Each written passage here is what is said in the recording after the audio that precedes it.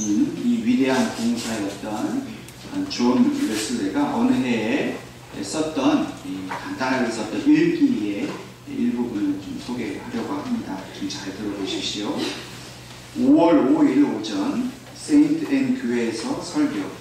그들의 반응 다시 오지 마시오. 5월 12일 오전 세인트 유다 교회에서 설교. 다시는 그곳에 갈 수 없음. 같은 날 오후 세인트 조지 교회에서 설교. 다시 쫓겨남. 5월 26일 오전 초원에서 설교. 풀어놓은 황소에게 쫓김. 6월 2일 오전 마을 변두리에서 설교. 경찰에게 추방당함. 같은 날 오후 어느 목장에서 설교. 1만 명의 사람들이 참석.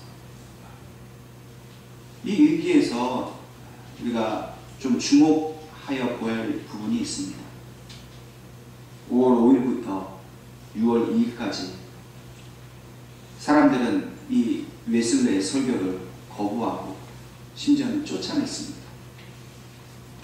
얼마나 실망스럽고 낙심을 했겠습니까?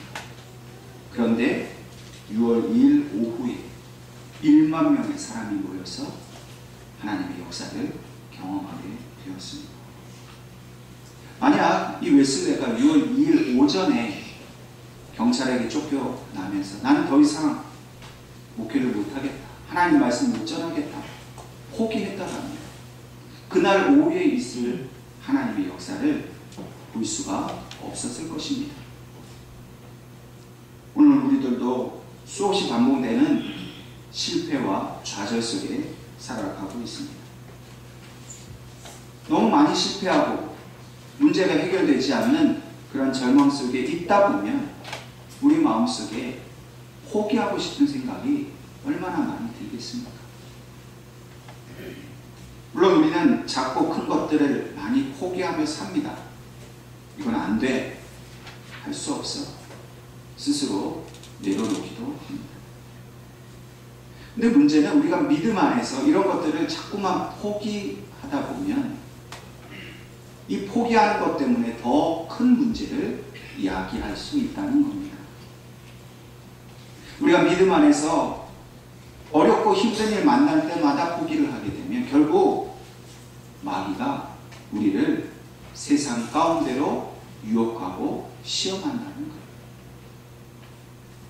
그리고 그 시험에 넘어가게 되니까 더 이상 하나님을 의지하고 하나님을 붙들며 포기하지 않고 끝까지 믿음의 길을 가기보다는 포기하고 나서 이제는 모르겠다, 세상이 유혹하는 대로 끌려가게 되고 결국은 우리의 믿음을 회복시킬 수 없을 만큼 큰 상처와 절망 속에 빠져들게 된다는 겁니다. 우리에게 실패하고 좌절하는 일들이 참 고통스럽고 어려운 일이기는 합니다. 왜 예수를 믿고 자꾸 좋은 일이 생기지 않고 이렇게 어려운 일이 생길까? 우리는 낙심하지요. 그런데 중요한 것은 이 실패하는 일, 우리가 좌절하게 되는 이런 일들이 하나님의 입장에서 보면 어떤 다른 특별한 목적을 위해서 하나님께서 우리를 연단하시는 하나의 방법인 것을 우리는 깨달아야 합니다. 중요한 것은 결코 이 실망하고 낙심하는 일로 인해서 포기하지 말아야 한다는 겁니다. 실패와 좌절은 하나님의 뜻일 수 있지만 포기는 결코 하나님의 뜻이 아닙니다. 하나님, 우리가 실패하고 좌절하는 일을 통해서 예수 그리스도의 십자가를 바라보고 그 십자가의 능력으로 이겨내기를 원하십니다. 만약 근데 우리가 믿음 안에서 그것을 포기를 해버리면 예수님의 십자가가 능력이라는 사실을 부인하게 만드는 거죠. 십자가는 모든 이 땅에 있는 권세들을 이길 수 있는 유일한 능력인데 우리가 스스로 포기해버리면 예수 믿고 십자가를 붙들어도 소용이 없네 라고 그 십자가의 능력을 무능한 것으로 만들어버리는 결과를 낳게 됩니다.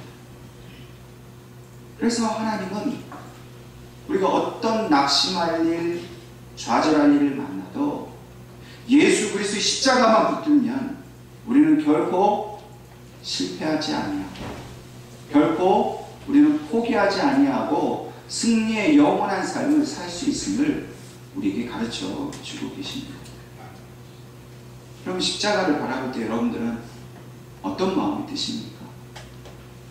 십자가를 바라볼 때 내 죄로 인하여서 대신 고난받으시고 죽으신 주님께 대한 미안한 마음, 감사한 마음, 우리가 그것을 가집니다. 근데 더 중요한 것은 십자가는 이 세상의 모든 권세, 모든 아픔, 그 심지어는 죽음이라도 그것에 대하여 승리하셨다라는 하나님의 확실한 증거라는 사실을 우리는 더욱더 붙들며 살아가야 합니다. 그럼 예수님께서 십자가에서 죽으실 때 마지막으로 하신 말씀이 무엇입니까? 다 이루었다 말씀이십니다. 그럼 이 다 이루었다라는 말은요, 이제 내 고난이 끝났다. 이제 나는 그냥 이 세상 더 이상 볼 일이 없다. 나는 그냥 죽으련다. 이런 뜻이 아니에요. 이 다 이루었다는 말은 이제 내 고난을 통해서 이 백성을 구원하시는 하나님의 승리의 능력이 이루어졌다라는 뜻이에요. 내가 이제는 죽음으로 인해서 이 땅에 대한 모든 그 하나님의 권세가 나타나고 그 권세로 인하여 믿는 자들이 이제는 결코 죽지 않고 영원한 승리를 얻게 되었다. 그 하나님의 구원의 계획이 성취되었다라는 뜻이 바로 다 이루었다라는 뜻입니다. 여러분, 우리가 십자가를 바라보면 그 십자가를 통해서 주님께서 죽으셨지만 사흘 만에 부활하셨다는 사실을 우리는 분명히 믿고 따라가야 합니다. 십자가는 승리의 증거입니다. 여러분, 믿다 보면 승리할 수도 있고 안 할 수도 있는 문제가 아니라 예수님의 십자가는 이미 우리에게 대해서 이 인생 가운데 살아가는 그 모든 고난 가운데 이미 승리했다는 것을 보장해주는 증거입니다. 그럼 우리가 붙들고 살고 믿음으로 살아가는 것이죠. 오늘 우리가 이 믿음 가운데 없으면 결국 우리는 우리의 그 고난 속에서 실패를 맛보고 그 실패를 이기지 못해서 하나님을 떠나게 되는 불행한 결과를 낳게 됩니다. 오늘 저와 여러분이 이 시간 이 예배를 통해서 이 십자가의 승리가 이미 우리의 것이라는 사실을 분명하게 믿으시기를 간절히 바랍니다. 그런데 문제는 이게 쉽지가 않다는 거예요. 이 믿음을 갖는 일이 쉽지가 않아요. 말은 쉬운데 진짜 그렇게 승리의 삶을 매 순간순간 고난이 닥쳐올 때마다, 환난이 닥쳐올 때마다 나는 정말로 이겼다라고 그렇게 확신을 가지며 사는 게 쉽지가 않아요. 방법은 있습니다. 오늘 우리가 당하는 이 모든 어려움, 고난, 이 모든 일들 가운데 하나님께로부터 훈련받고 연단받는 일입니다. 믿음의 훈련을 받아야 합니다. 영적인 연단을 받아야만 우리는 진정한 승리의 삶을 살 수 있습니다. 우리에게 다가오는 유혹, 시험들, 환난들을 이기기 위해서 하나님은 끊임없이 우리를 연단하시는 거예요. 이 연단이라는 것이 무엇인지 여러분 아시죠? 쇠나 금속을 단단하게 만들고 불순물을 제거하기 위해서 뜨거운 물에 달궜다가 다시 물에 식히는 일을 반복하는 거예요. 그러면 쇠 속에 있었던 불순물들이 제거되고 그 쇠는 점점 강철로 변하게 되는 거죠. 그럼 우리가 불시험 당한다고 이야기를 하잖아요. 두들겨 맞는 일이 얼마나 힘듭니까? 근데 그 고난을 당하면 당할수록 그 어려움 속에서 우리는 점점 더 강해지는, 믿음 안에서 강해지는 그런 하나님의 종이 되어가고 있다는 겁니다. 우리는 그냥 아프다고 생각할 뿐이지만, 그러나 우리의 영을, 신령을 깊이 들여다보면 우리는 점점 더 이 어려움을 이겨낼 수 있는 강한 믿음의 사람이 되어가는 겁니다. 그래서 우리의 연약함이 강건해지고 우리 혈기도 좀 죽고 우리가 가지고 있었던 그런 어떤 상처나 억울한 마음들이 점점 사라지고 아주 순도 높은 믿음의 사람이 되어가는 것입니다. 오늘 하나님께서 주신 이 본문의 말씀에는 모세가 등장을 하지. 우리가 잘 알고 있는 대로 이 모세가 자기의 혈기를 이기지 못해서 그만 사람을 죽입니다. 그리고 그 결과로 미디안 광야로 도망을 하는 그 내용입니다. 사실 모세는요, 오늘 우리가 가지고 있는 힘과 비교할 수 없을 만큼 아주 큰 권세를 가지고 있었던 사람입니다. 우리가 잘 알고 있는 대로 모세는 자기 어머니의 믿음으로 갈대 상자에 태워져서 그 나일강에 띄워졌다가 바로의 딸, 그 애굽 왕의 딸에게 건져내어서 그 바로 공주의 그 양아들이 됩니다. 40세가 될 때까지 바로의 궁전에서 아주 귀하게 자라났습니다. 그래서 오늘 본문 11절에 보니까 모세가 장성한 후에 라고 말합니다.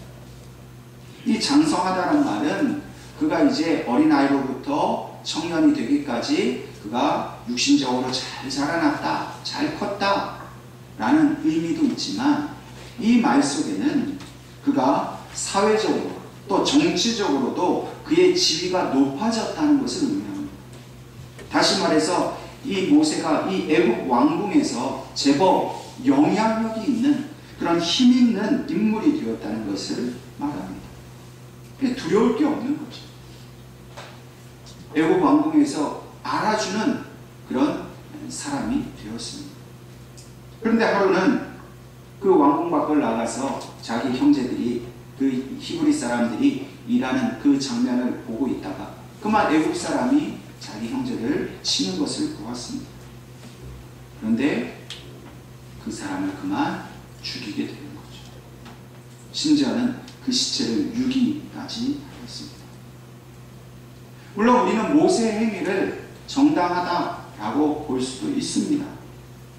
그러나 우리가 다른 관점에서 보면 그의 행동이 매우 잘못되었다는 것을 알 수 있습니다. 앞서 말씀드린 대로 모세는 이미 애굽 땅에서 정치적인 영향력을 갖고 있었던 사람입니다. 그래서 얼마든지 이 애굽 사람이 잘못한 것에 대해서 다른 방법으로 그에게 벌을 줄 수 있었어요. 오늘 식으로 얘기하면 경찰에 신고를 하거나 그 사법기관에 데리고 가서 이 사람이 죄를 졌다, 내가 봤다, 재판을 받고 그 폭행죄에 대해서 뭐 벌금을 내든지 징역을 살든지 얼마든지 이런 합법적인 방법을 쓸 수도 있었어요. 그런데 그것을 알았지만 모세는 자기의 혈기를 이용해서 죄를 지은 겁니다. 더 살펴보겠습니다. 12절 말씀을 보면 좌우를 살펴 사람이 없음을 보고 순간 울컥해가지고 순간 자기의 분노를 조절하지 못해서 우발적으로 죄를 저지른 게 아니에요. 내가 저 사람을 꼭 죽여야겠다. 그런데 누가 보는 사람 없지. 완전 범죄를 꿈꾸면서 아주 치밀하게 의도를 가지고 이 사람을 죽였다 하는 것이죠. 여러분, 모세가 이때 생각하지 못한 게 있습니다. 자기 마음속에 자기 형제를 치는 이 애굽 사람에 대한 살기를 느꼈을 때 그는 합리적으로, 이성적으로 이 상황을 판단했어야 합니다. 나는 장차 이 애굽 땅에서 영향력 있는 사람이 될 것인데 내가 함부로 사람 죽일 수 없지. 사법적인 판단을 통해서 해야 되지. 무엇보다도 하나님이 이 순간 보고 계신다는 사실을 기억했어야 되는 거예요. 근데 그는 아무 생각이 없었어요. 왜? 자기 속의 혈기가, 이 분노가 너무 치밀어오르니까 이성적으로 판단도 못하고 하나님의 입장을 생각도 못하고 그리고 치밀하게 주도면밀하게 완전 범죄를 꿈꾸며 그 애국 사람을 죽였다 하는 것이죠. 물론 이 히브리서 기자는 오늘 이 본문을 좀 다르게 해석을 합니다. 모세가 자기 민족을 너무 사랑한 나머지 그 하나님의 의를 드러내려고 이 자기 민족을 돕기 위해 애국 사람을 죽였다. 이건 이제 히브리서를 쓴 사람의 관점이고요.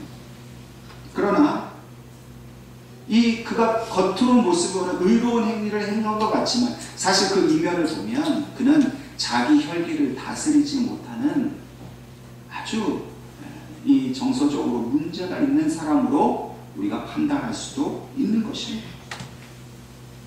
자기 민족을 사랑하는 열정이 있었습니다. 열심이 있었습니다. 그런데 그 열정과 열심을 아주 잘못 사용하는 거죠. 충분히 그것을 절제하고 마음을 다스려서 다른 방향으로도 할 수 있었지만 자기 분노를 조절하지 못하고 절제하지 못하니까 이런 끔찍한 결과를 낳게 된 것입니다. 오늘 우리들에게도 이런 모세의 모습이 있을 수 있습니다. 우리도 뭐 열정, 열심들이 있잖아요. 또 때로는 욱하는 혈기도 있습니다. 물론 이 뭐 나이가 젊은 청년들이 더 이제 열정이 있어 보이지만은 뭐 이건 나이와 상관없이 우리에게는 언제든지 우리 속에 이 열심과 열정과 또 이 혼동되는 이런 혈기들이 나오는 것이죠. 그런데 그러한 우리의 열정과 열심이 정말 하나님이 기뻐하실 만한 바른 열심인가? 우리의 어떤 속에서 힘이 나올 때 이것이 정말 하나님께서 원하시는 일인가 하는 것을 분별할 수 있어야 된다는 거예요. 그럼 우리가 하나님의 뜻에 합당하지 못하게 그저 내 열심으로 그 내 열심이 지나쳐서 내 혈기로 그 모든 일을 다루게 되면 결국 우리는 하나님의 뜻을 이루지도 못하고 모세와 같은 그런 자신의 도망자의 신세가 되는 그런 결과를 낳게 됩니다. 이 문제를 어떻게 해결하느냐? 결국은 하나님의 훈련과 연단이 필요하다. 여러분, 군인들이 처음 신병훈련소 왔을 때 무조건 총 쥐어주고 나가서 싸우라고 하는 법은 절대 없습니다. 좋은 군인, 명령에 잘 복종하고 능력 있는 군인, 싸움에서 이길 수 있는 군인이 되게 하기 위해서는 끊임없이 훈련을 시킵니다. 계속해서 반복 훈련시키고 체력 훈련, 전술 훈련, 복종하는 훈련, 그런 다 모든 훈련을 잘 받아야 좋은 군인으로서 전쟁에 나아갈 수 있어요. 여러분, 우리 믿음의 법칙도 마찬가지입니다. 우리가 영적 전쟁에 나가서는 우리 그리스도의 군사로서 우리가 해야 할 일은요, 먼저 힘든 훈련들을 겪어내야 돼요. 우리 속에 다가오는 어떤 그런 고난과 상황들, 어떤 우리 기질로 인해서 생기는 일들, 이것을 하나님의 말씀으로 은혜로 잘 다스리고 또 좋은 방향으로 그것을 잘 개발하는 이 영적 훈련이 있어야만 우리는 우리에게 닥쳐오는 그런 마귀의 시험들에 맞서 싸워 이길 수가 있다는 겁니다. 모세는 이런 훈련이 없었어요. 애국 왕궁에서 호의호식하고 또 자기의 어떤 외적인 힘은 생겼는데 사실 그의 심령 속에, 그의 마음 속에 하나님의 말씀으로 다듬어지지 못했다는 거예요. 그래서 그는 무려 40년 동안이나 미디안 광야에서 외롭고 쓸쓸한 삶을 살았습니다. 그런데요, 그가 이렇게 광야에서 도망자의 삶을 살게 된 것은요, 하나님의 섭리 가운데서 하나님이 인도하신 거예요. 왜 그런 줄 아세요? 여러분, 모세는 아까 애국 사람을 쳐 죽일 때 무엇을 꿈꿨다고 그랬죠? 완전 범죄를 꿈꿨습니다. 아무도 본 사람이 없어요. 그런데 그 다음날 자기 형제들이 싸우고 있을 때 개입을 하니까 그 사람들이 다 알고 있었잖아요. 그걸 어떻게 알았을까? 그게 바로 하나님이 하신 일이에요. 모세의 치부를 드러내셔서 그로 하여금 광야로 들어가게 하신 것이 하나님의 섭리 가운데 일어나신 일이에요. 여러분, 우리가 어떤 인간적이고 우리의 어떤 육신의 연약함 때문에 우리가 곤란한 일을 당하지 않습니까? 그 곤란한 일을 당하는 중에 하나님께서 우리가 그 어려움을 통해서 뭔가 이겨내기를 원하시는 하나님 뜻이 분명히 있다는 겁니다.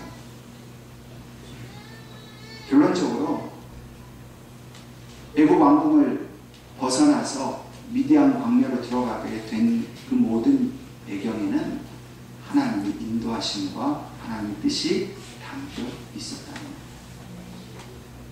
이 미디안 땅은 광야입니다. 이 광야라는 말의 히브리어는 미드바르라는 말입니다.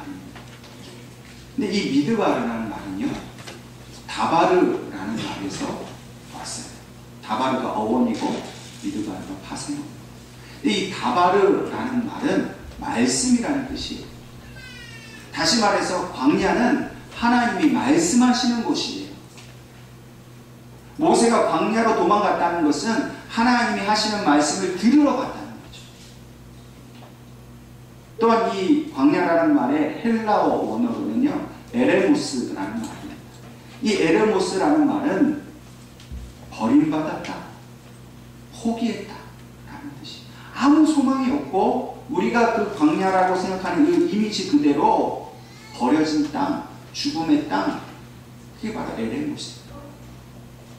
사람이 살 수 없는 그 광야에 가서 뭐 하라는 겁니까? 거기서 하나님의 하시는 말씀을 들으라.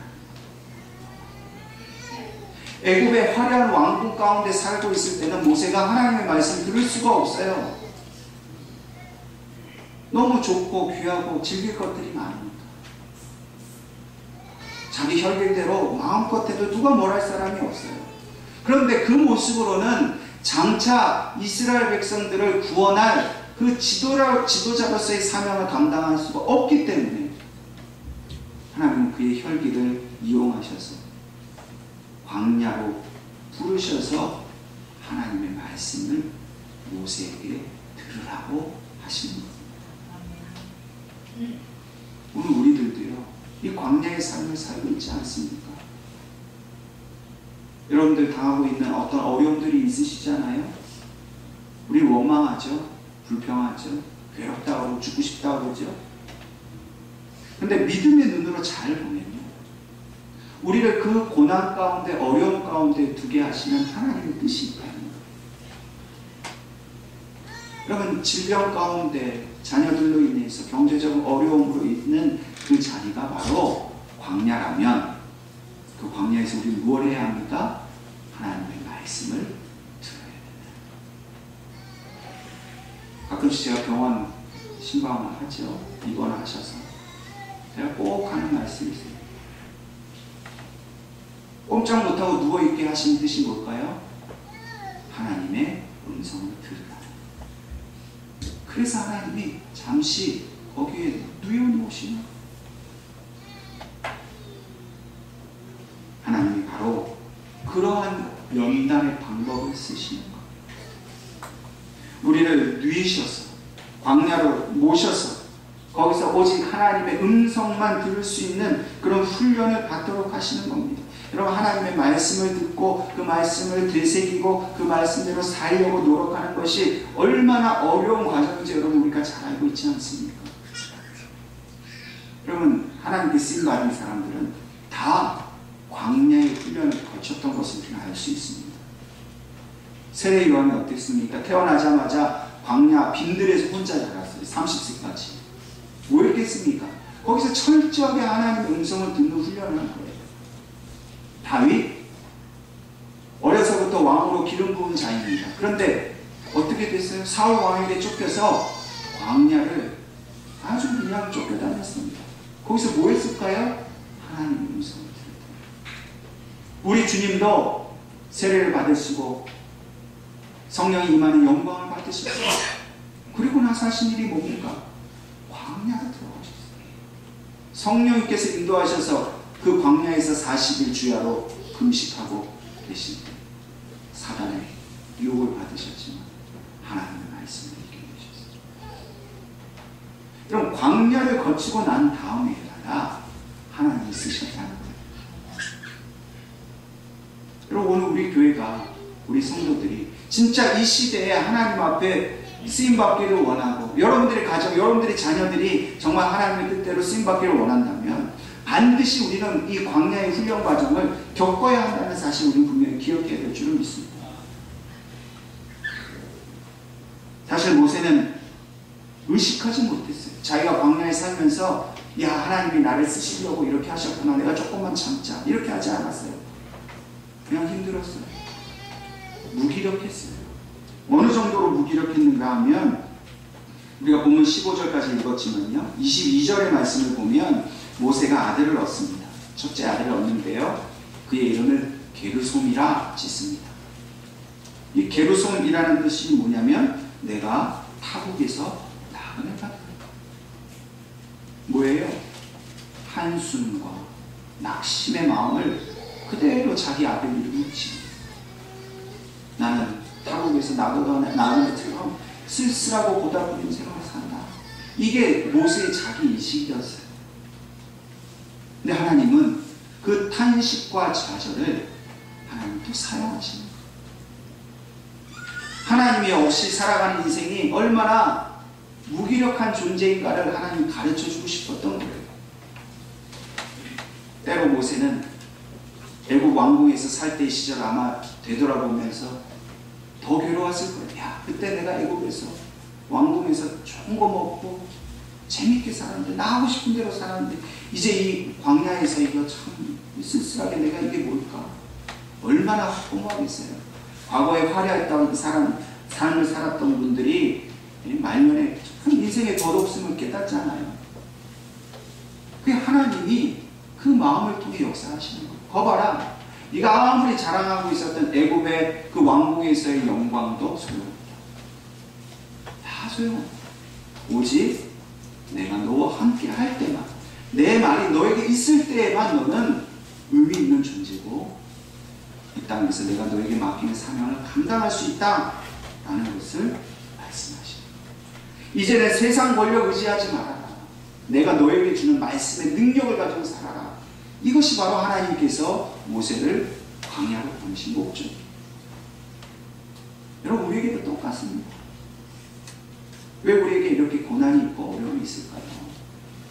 고난이 없고 어려움이 없었으면 아마 우리는 내가 잘나서, 내가 배운 게 많아서, 내가 가진 게 많아서, 아마 내 능력 때문에 하나님의 음성을 들으려고 조차도 안 했을 겁니다. 그걸 아시기 때문에 하나님이 우리의 그 부족한 면, 모자란 면, 또 우리의 어떤 환경들을 이용하셔서 우리를 어려움에 인으로 두시는 거예요. 그래서 스스로 포기하게 만드시죠. 우리 세상적인 거 잃어버리면 끝나는 줄 알지만, 그러나 세상적인 자랑, 내 힘의 능력, 내 혈기, 이거 죽고 버려야 하나님을 말씀하면서 새로운 존재로 바뀔 수 있는 거예요. 육적인 존재로서 이제는 영적인 존재로서 더 업그레이드가 될 수 있는 거예요. 그래서 환난과 고난은 우리를 더욱더 영적으로 유익하게 하는 하나님의 축복인 것을 우리가 믿음으로 받아야 하는 것입니다. 오늘 우리 인생에서 가장 중요한 것은요, 내 뜻대로 사는 것이 아니에요. 오히려 내 뜻이 꺾여지고 내 뜻대로 되지 않고 하나님의 뜻대로 되기 위해서 우리가 광야의 삶을 지나가는 겁니다. 근데 중요한 것은 그 광야의 삶에는 하나님이 동행하고 계시고 날마다 우리에게 말씀하신다는 거예요. 그 얘기를 잘 들으셔야 돼요.